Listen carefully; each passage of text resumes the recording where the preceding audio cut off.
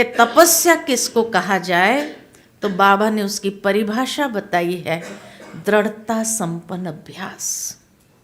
दृढ़ संकल्पधारी बनो, दृढ़ संकल्पधारी। अब दृढ़ संकल्पधारी बनने के लिए क्या करना पड़ेगा? संकल्पों की क्वालिटी को देखना पड़ेगा कि मेरे संकल्पों की क्वालिटी क्या है। अगर मेरे संकल्पों की क्वालिटी नेगेटिव और वेस्ट ज्यादा है तो दृढ़ता उसमें रह नहीं सकती है, दृढ़ संकल्पधारी नहीं बन सकते, है ना। वो कमजोर कर देता है हमारे फाउंडेशन को। इसीलिए दृढ़ संकल्पधारी बनना जरूरी है। कई बार कई लोग कहते हैं मैंने कई बार दृढ़ संकल्प किया, लेकिन क्या करें, ढीला हो जाता है संकल्प। मधुबन में दृढ़ संकल्प करके आते हैं और यहां आने तक ढीला हो जाता है, कर ही नहीं पाते हैं। पता नहीं क्यों ऐसा होता है, क्यों होता है? वातावरण।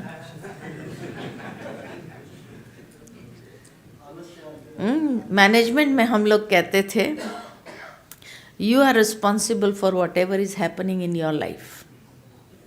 आपके जीवन में जो कुछ भी होता है उसके लिए जिम्मेवार न वातावरण है, न लोग हैं, न परिस्थितियां हैं, कोई नहीं, मैं खुद हूं। क्यों ऐसा कहते थे? मैनेजमेंट का ये सिद्धांत हम बताते थे कि जिस घड़ी हम अपनी अंगुली परिस्थिति पर, व्यक्ति पर, वातावरण पर हम उसको दिखाते हुए करेंगे, माना हम टोटली डिसएम्पावर हो जाते हैं और अपने कंट्रोल्स उस परिस्थिति के हाथ में, उस वातावरण के हाथ में दे देते हैं। वहां हम लाचार हो जाते हैं, मेरे पास ताकत नहीं। जिसको हम मैनेजमेंट लैंग्वेज में कहते हैं कि do not give the locus of control in the hands of others. दूसरों के हाथ में अपने सारे जो मन का कंट्रोल्स है वो नहीं दो, नहीं तो आप लाचार हो जाएंगे। इसीलिए हमें खुद जिम्मेवार होना होगा। I have to take up the responsibility. Self management उसी का नाम है। तो दृढ़ता संपन्न अभ्यास, ये बाबा की मुरली के अंदर बार बार तपस्या के लिए आया है कि दृढ़ संकल्पधारी बनो। लेकिन हमारा दृढ़ता संपन्न अभ्यास क्यों नहीं रहता है? दृढ़ता हमारी कमजोर क्यों हो जाती है? उसका कारण यही है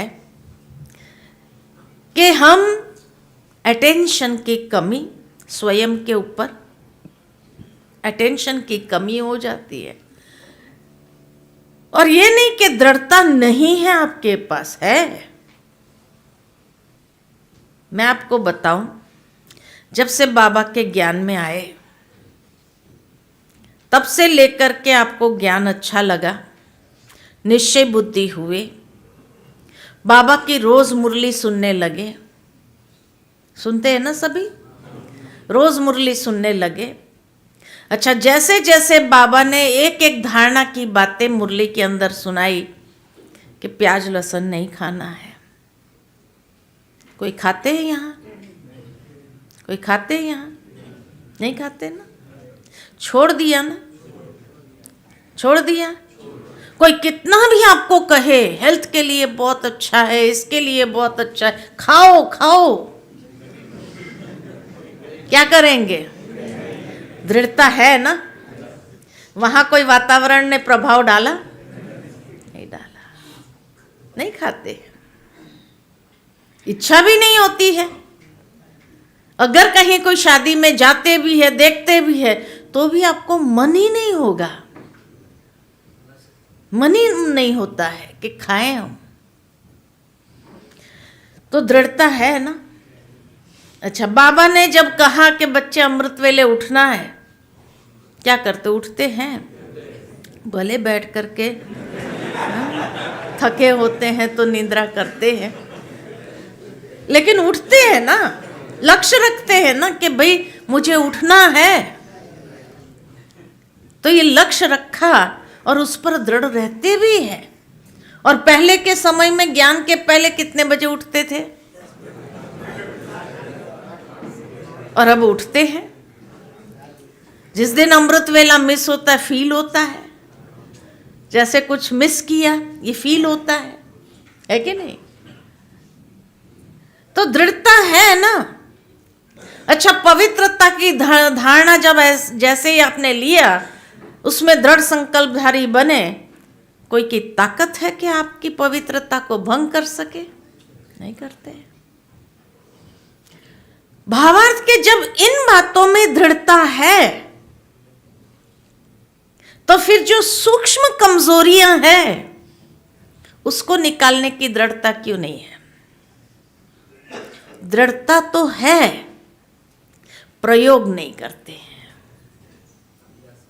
उसका कारण यह है, कहीं ना कहीं अलबेलापन आ जाता है, आलस्य आ जाता है, इसलिए हमारी दृढ़ता कम होती है।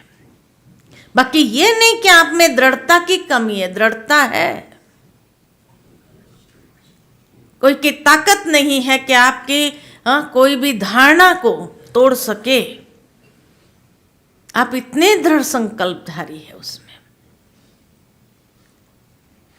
तो इसलिए कहा कि दृढ़ता संपन्न अभ्यास जब करना है, बस उसमें एक चीज नहीं आने देनी है कि कहीं पर भी डनलप के तकिए नहीं लगाने हैं। डनलप के तकिए माना, डनलप के तकिए माना सहूलियत नहीं लेनी है। जैसे मान लो कि ध्रुव का गाथा पढ़ते हैं ना छोटेपन में, उसने कहा मुझे माता पिता का प्यार अनुभव करना है, और वो अगर ये माता पिता से नहीं हुआ तो मैं परमात्मा माता पिता से अनुभव करूंगा। और उसके लिए वो दृढ़ संकल्पधारी हो गया, एक टांग पर खड़ा रहूंगा। उसको कहा तपस्या। दृढ़ संकल्पधारी होकर के उसने अभ्यास किया उस चीज का। वहां कोई सहूलियत नहीं ली कि भाई सारा दिन तो मैं एक टांग पर खड़ा रहूंगा, रात को मैं सो जाऊंगा। नहीं, कि भाई सारा समय तो मैं बाहर तपस्या करूंगा एक टांग पर खड़ा होकर, लेकिन बारिश आ गई तो मैं अंदर आकर के खड़ा हो जाऊंगा। कोई सहूलियत नहीं। जहां सहूलियत नहीं ली तो वहां उसकी तपस्या को भंग करने की किसी की ताकत नहीं रही। हम लोग सहूलियत ढूंढते हैं, थोड़ा सा ये हो जाए तो चलेगा, थोड़ा सा ऐसा हो जाए, थोड़ा सा वैसा हो जाए, है ना।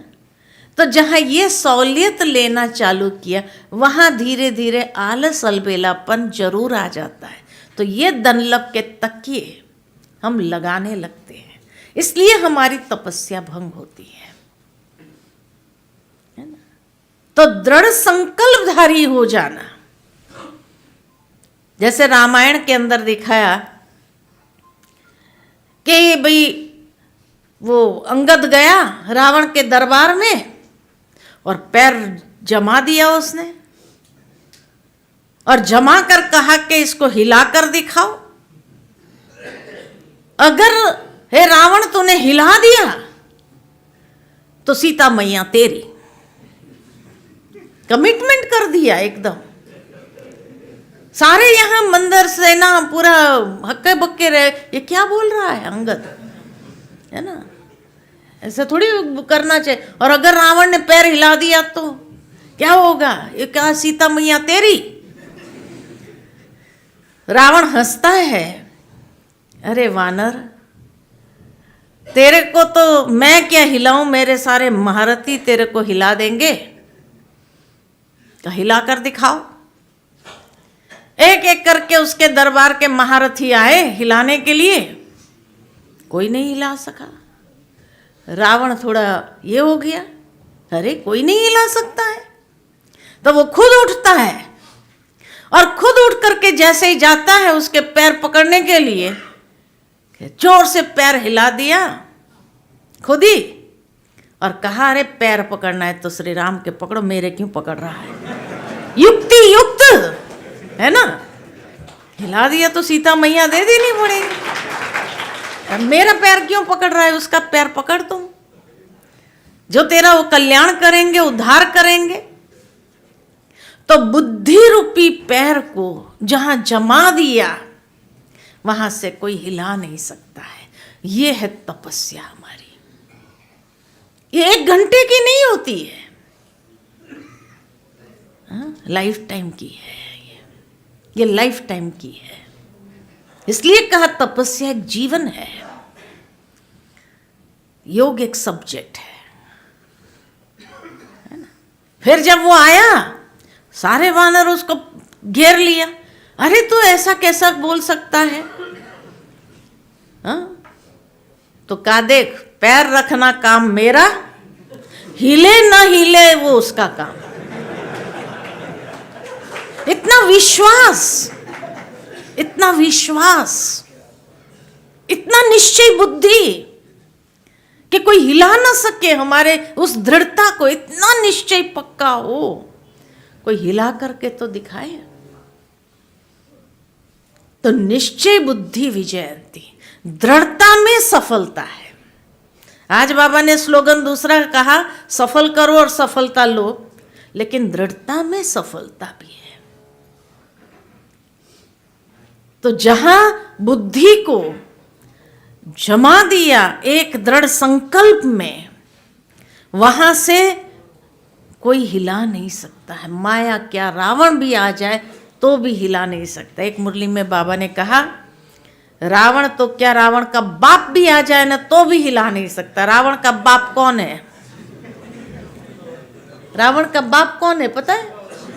शिव बाबा है, क्योंकि रावण सबसे बड़ा भक्त था शिव का, है ना। यानी स्वयं साक्षात परमात्मा मेरी टेस्ट लेने आ जाए, वो भी मुझे उस दृढ़ संकल्प से हिला ना सके, उसको कहा जाता है तपस्या। ये तपस्या। दूसरा तपस्या माना एकाग्रता पूर्ण अभ्यास, उसमें एकाग्र हो जाए। बाबा की एक मुरली मुझे याद आती है जिसमें बाबा ने तपस्या की परिभाषा बताते हुए कहा, एकानामी, इकोनॉमी, एक नामी और एकाग्रता। इकोनॉमी हो, व्यर्थ न जाए मेरे समय संकल्प श्वास, ये व्यर्थ न जाए। एक नामी हो, एक के अंत में समाना है। एकांत, उसी को कहा एक के अंत में समा जाए, एक नामी। और एकाग्रता पूर्ण अभ्यास,